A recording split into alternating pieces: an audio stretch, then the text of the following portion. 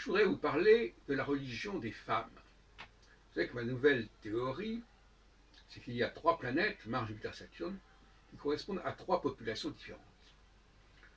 Saturne correspond aux Juifs, Jupiter correspond aux hommes non juifs, et Mars correspond aux femmes.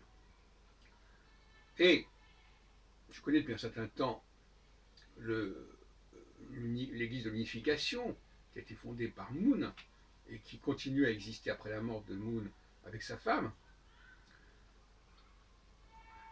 Et nous y voilà une religion féminine.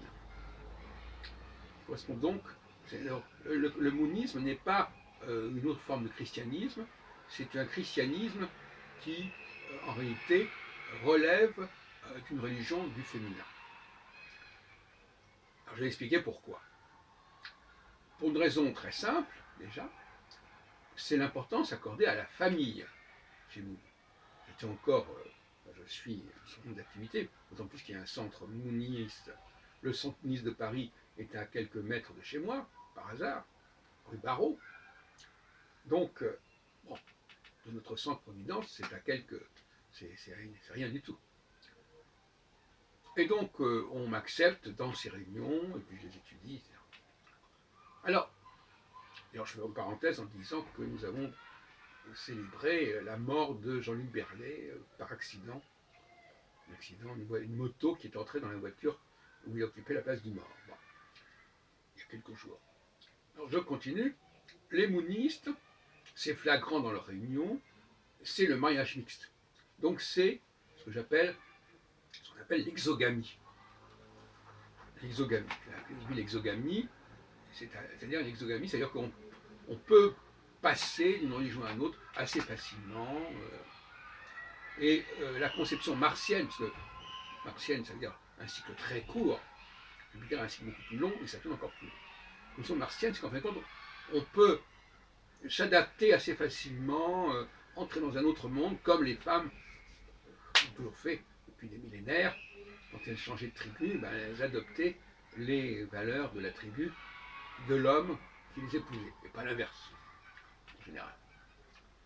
Donc, la famille, on nous le répète, je ne sais pas, notamment Yves Massé, qui est un des responsables de ce mouvement à Paris, on nous le répète, la famille, c'est vraiment l'idéal mouniste.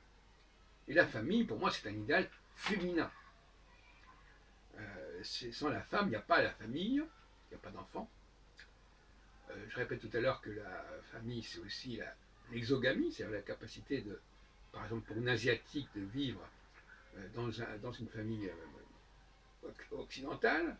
Et il y a énormément de. Notre ami Berlet, justement, comme Yves Massé, ont épousé et ont vécu et vivent avec des femmes asiatiques. Bon. Et ça, c'est très féminin. Donc, il y a la famille, c'est l'idéal mouniste.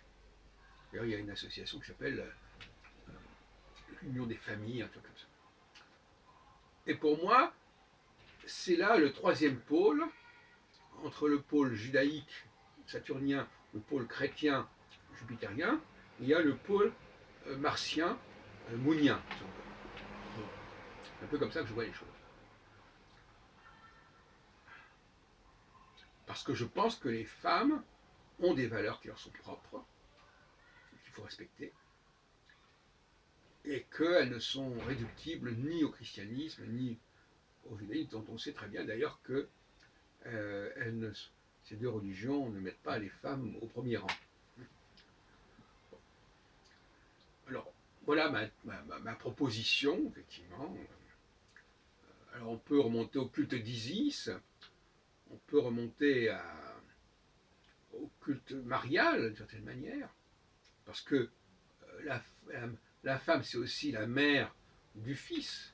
Donc, le fils Jupiter, il est à la fois écartelé entre son père Saturne et sa mère qui correspond à Mars, en quelque sorte. Alors, on me dira pourquoi Mars correspond-il au féminin. Bon. Moi, je constate simplement que Mars est la planète de la rapidité par rapport aux deux autres, et que la femme est dans l'éphémère. La femme est dans des activités à petite échelle, aussi bien dans le temps que dans l'espace.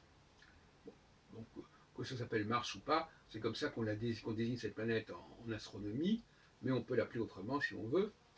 Mais en tout cas, ce n'est pas la Lune ici, ou alors, de toute façon, la Lune, c'est la Lune, mais je veux dire que, je rappelle encore une fois que la grande Mars et Vénus ont vécu une grande histoire d'amour, et donc par conséquent qu'en astrologie d'ailleurs, les deux signes se forment un axe. Mars Bélier, Vénus Balance, ou Mars Scorpion, Vénus Taureau. Enfin, il y a un axe Mars-Vénus de toute façon, tout comme il y a un axe Mercure-Jupiter ou un axe Saturne-Soleil. Enfin, c'est autre question.